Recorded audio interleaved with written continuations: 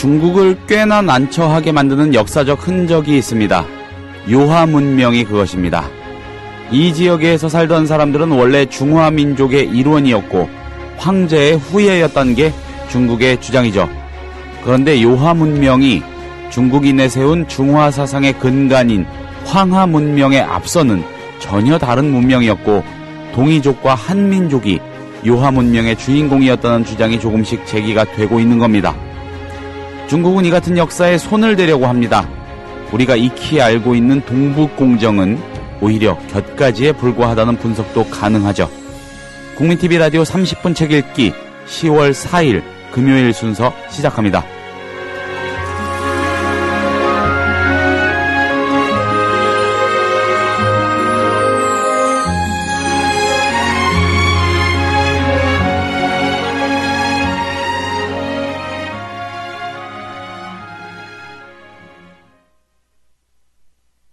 안녕하세요. 김효진 PD입니다.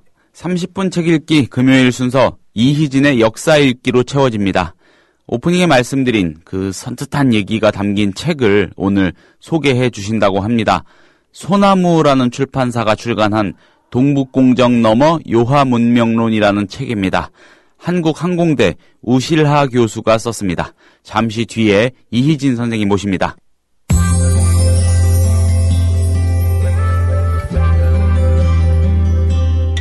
매일 아침 이 책 한 권. 국민TV 라디오 30분 책 읽기.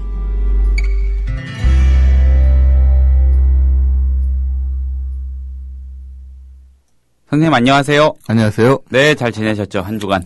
예, 재밌었습니다. 여러 가지로. 예, 뭐 복잡다단한 일들이 많아가지고 예, 흥미로우셨을 것 같아요. 역사에 관한 논란이 지금 많이 되니까 예. 아무래도 뭐 신경 쓸 일도 많고 그 재미로 생각하고 살아야죠. 역사학자분들에게는 좀 속된 표현으로 장이 선거 아니겠습니까?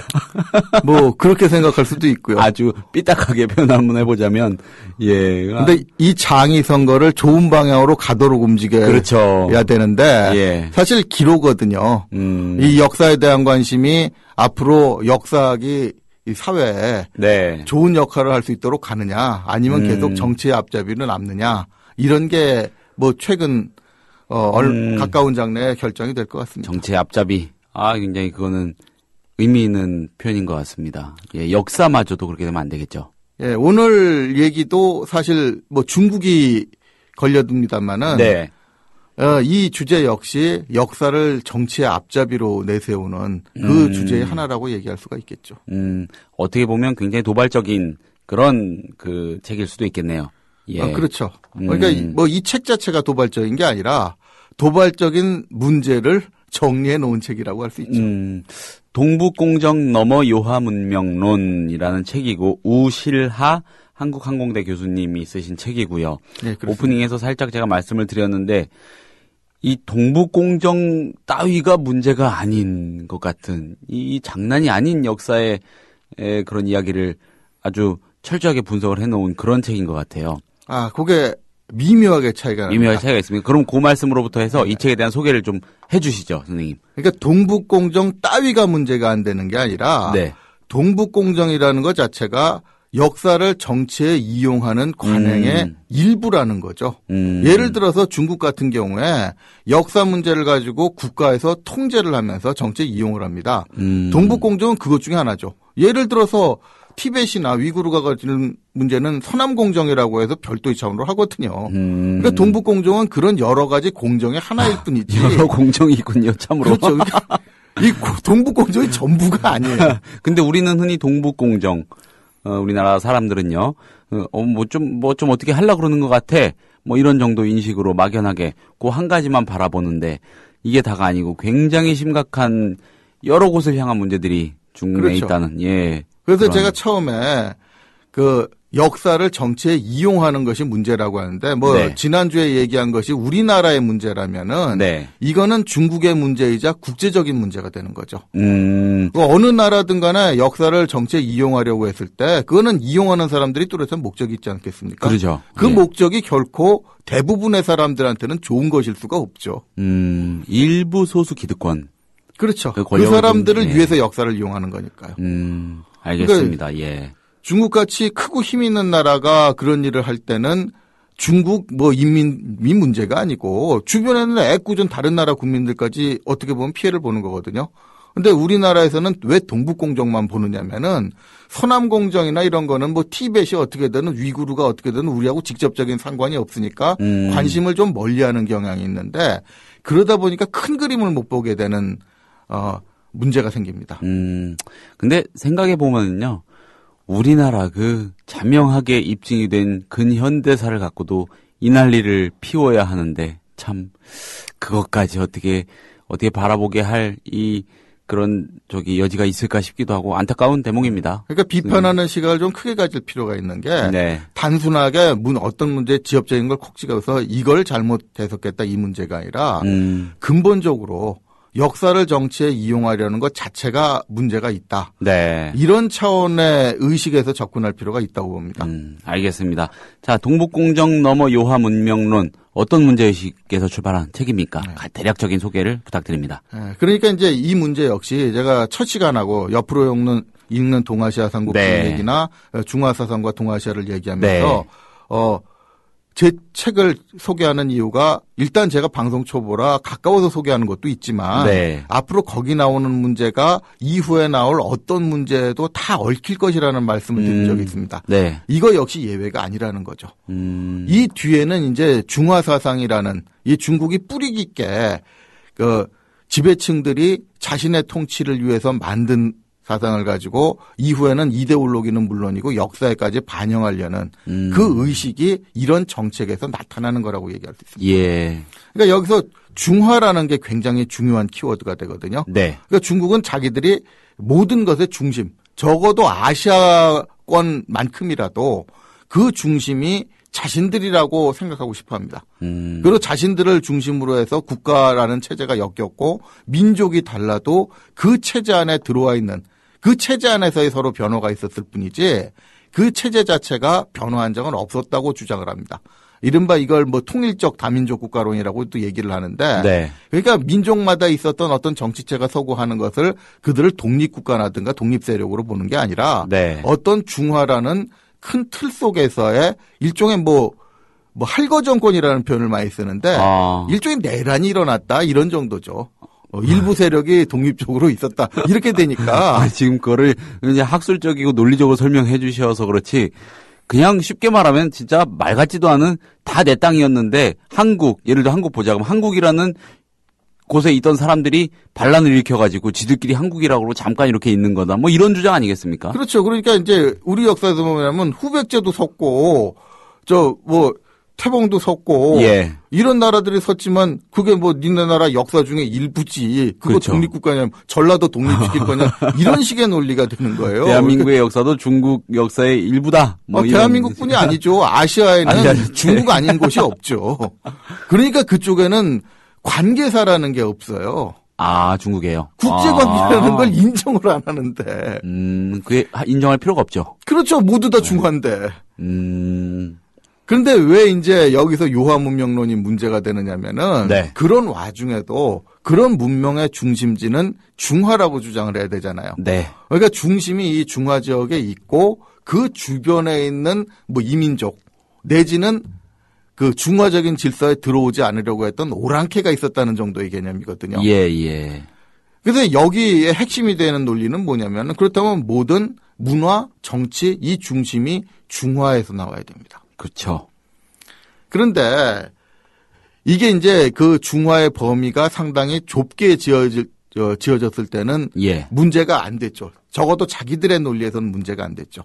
그러니까 20세기 초에 들어올 때만 하더라도 주나라부터 역사시대로 봤으니까 하나라나 은나라 이 상나라 여기 같은 경우에는 일종의 신화시대로 봤지 이게 실제는 역사라고 안 봤거든요. 신화시대. 그렇죠. 그러니까 근데 이제 그 문명의 단계도 문제가 되는 것이 주나라부터는 이제 철기 문명이 바탕이 되거든요. 네. 그러면 그 이전에 있던 청동기 문명 같은 경우에 신화로 들어가니까 청동기라는 문명이 있어도 국가라든가 우리가 얘기하는 정치체라든가 이런 거하고 큰 상관이 없다고 생각할 수도 있었는데 일단 20세기 초에 은허라고 해서 상나라의 유적이 발견되면서 거기서부터도 이제 실제했던 역사다라는 게 증명이 되기 시작했죠.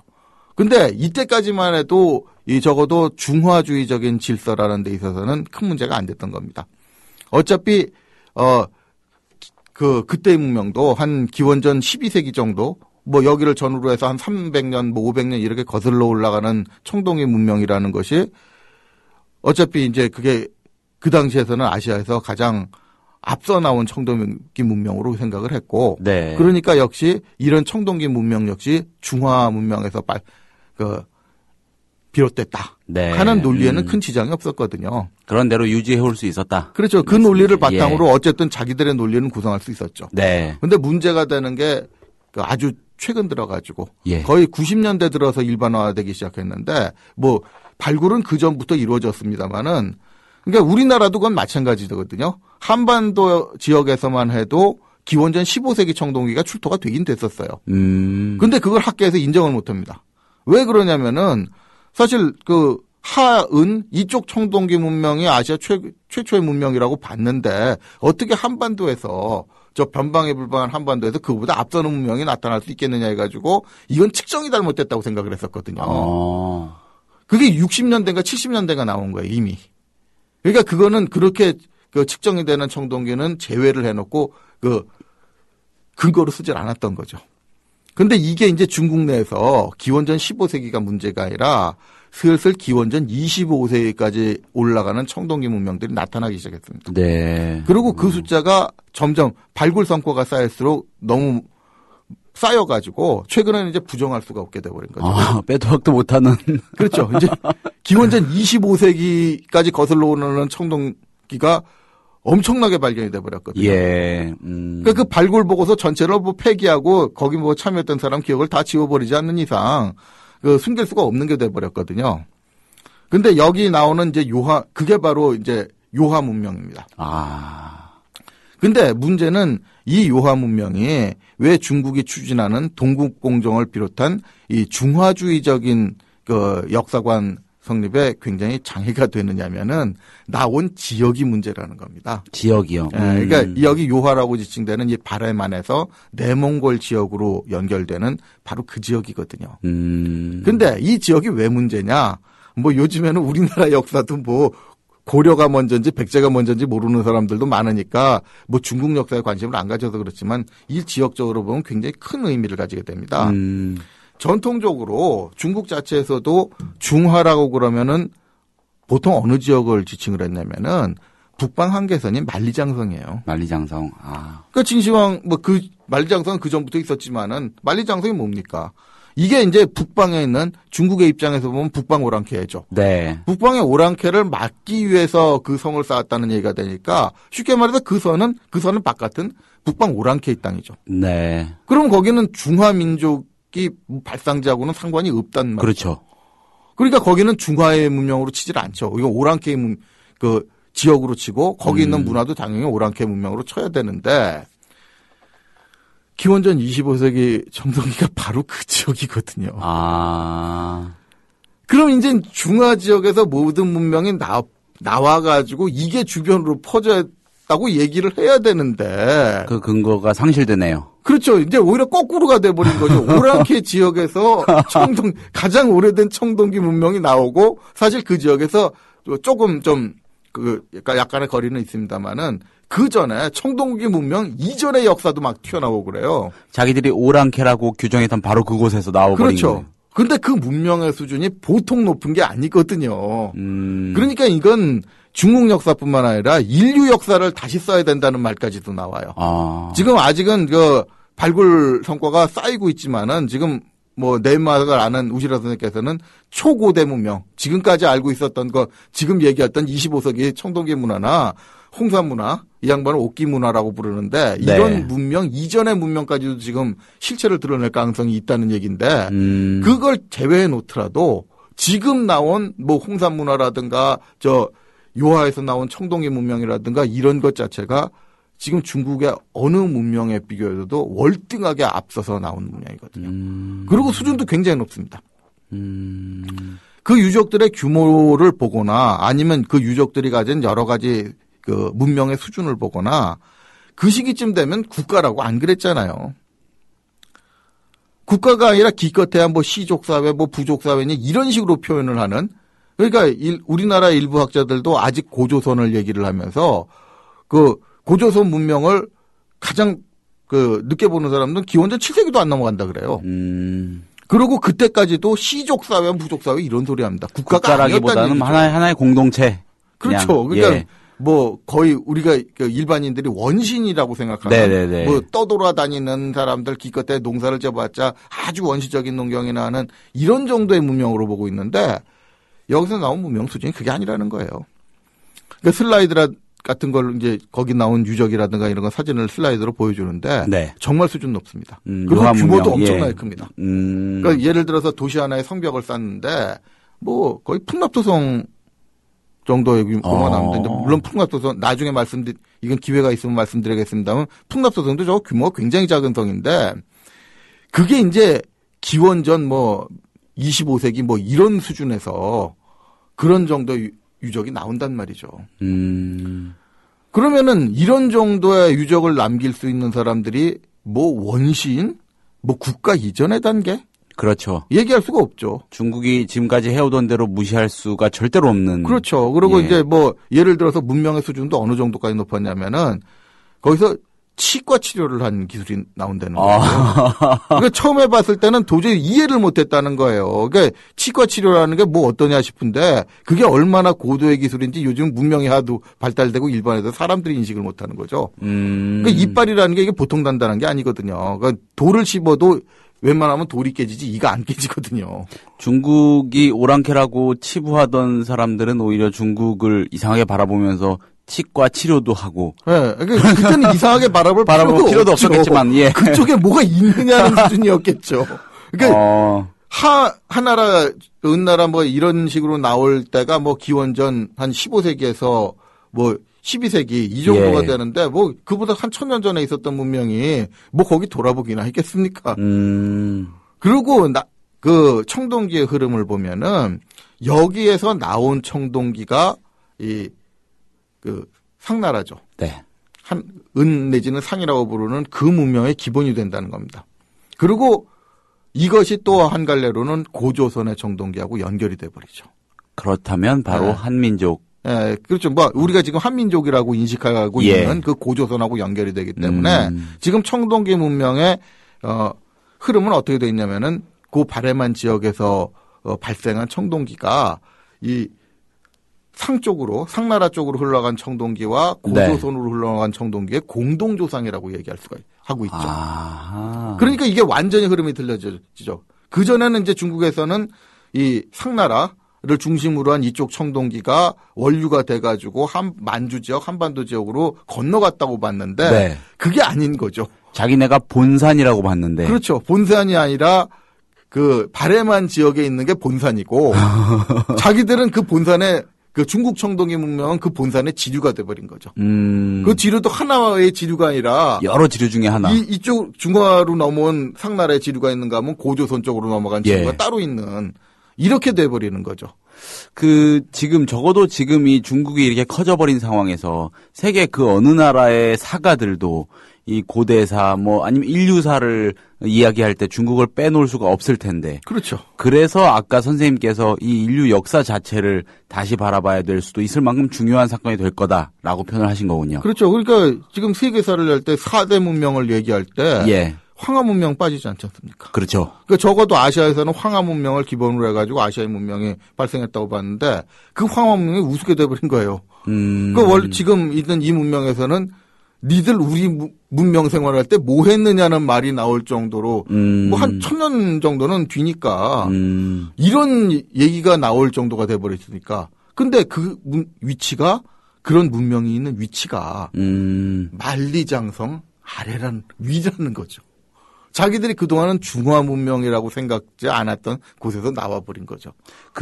중국 입장에서는 근간이 흔들릴 수 있는 일인데 즐겁을 할 일인데 그렇죠. 어떤 가시적인 움직임 같은 거 그런 게 보입니까? 있죠. 있는데 이제 우리나라에서는 마치 이게 동북공정 그러면 고구려 발해만 문제가 되는 것처럼 돼가지고 뿌리가 되는 거는 생각을 안 해버려요. 아하. 그러니까 이제 이거는 우리 정부 대처나 동북아재단 같은 국가기관에 문제가 있는 거죠. 이거 모르진 않을 텐데요.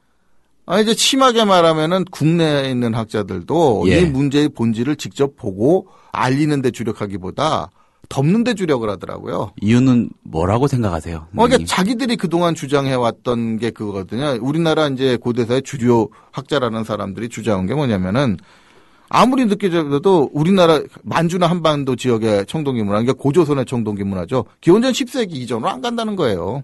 자기들의 아성이 무너질까봐. 그렇죠. 심지어는 아직까지도 기원전 7세기 안 넘어가고 그때도 고조선은 국가가 아니었다고 세미나를 하는데 그거 멀지도 않아요. 작년 연말에 제가 뭐 한중현 세미나에서 아직 그 소리를 대놓고 하니까. 그런 학자들에게 선생님이 말씀하신 그 맥락이 사실이라면 저는 확정할 수 없으니까요. 그런 맥락이 사실이라면 그런 학자들에게 이 요하 문명이 던져주는 충격적인 메시지는 피하고 싶겠네요. 그러니까 그런 사람들이 이제 주로 주장이 우리하고 상관없다는 거예요. 고조선하고 상관없다 그러더라고요. 근데 그게 청동기 같은 경우에는 합금이거든요. 그러니까 그 땅 파면 청동기가 나오는 게 아니라 구리하고 아연하고 주석 같은 걸 섞어야 되는데 섞는 게 자체가 문명권마다 노하우가 있죠. 근데 이런 걸 분석을 해보면 분명히 연결된다고 얘기를 하시거든요. 우시라 선생님께서는 그 자료 다 보여주시던데 그럼 이런 자료가 나오는데 그 사람들은 도대체 무슨 근거냐. 근데 되게 뭐 일부 접촉해서 물어본 사람들은 내용을 모르더라고요. 그러니까 자기들은 자료를 안 보고 안 봤으니까 자료는 없는 걸로 간주를 하는 이런 게 어떻게 보면 좀 기가 막히죠.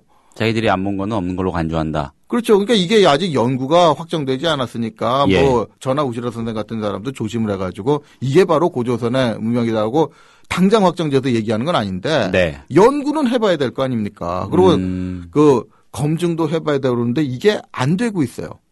근데 이러는 마당에 중국에다 무슨 대응을 합니까? 그러니까 중국에서는 이거를 이용해가지고 전번에 고구려 문제라든가 발해 문제처럼 표면화되는 거를 극도로 피하고 있거든요. 그러니까 중국은 이미 체계를 사회과학원 중심으로 해서 만들어가고 있다는 겁니다.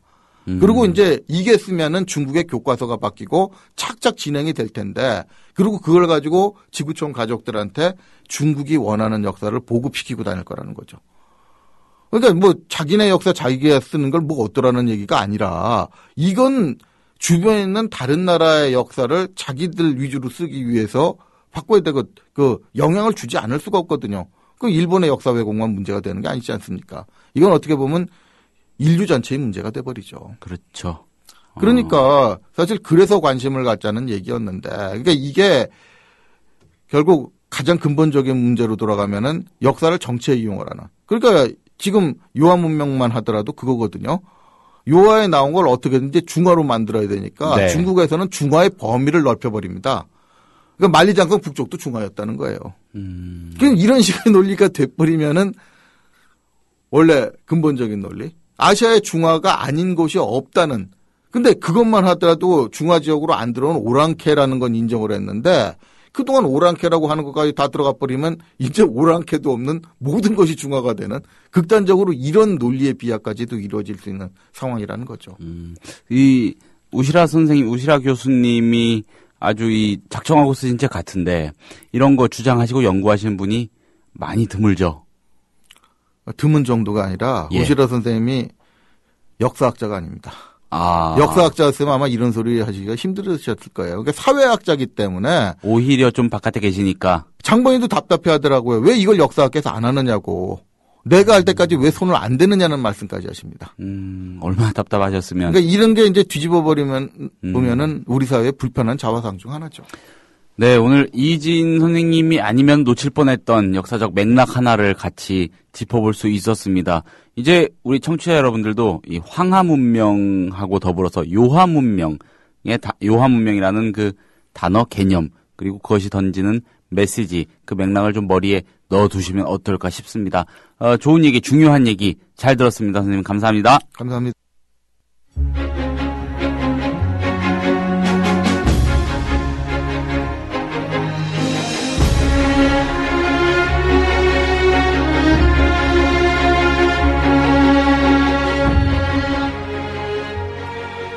10월 4일 30분 책 읽기 우시라 교수가 쓴 동북공정 너머 요하문명론이라는 책을 소개해드렸습니다. 동북공정하고 요하문명론이라는 표현 사이에 너머라는 단어가 들어간 이유를 알 것도 같습니다. 여러분 고맙습니다. 저는 다음 주 월요일 이 시간에 다시 찾아오겠습니다.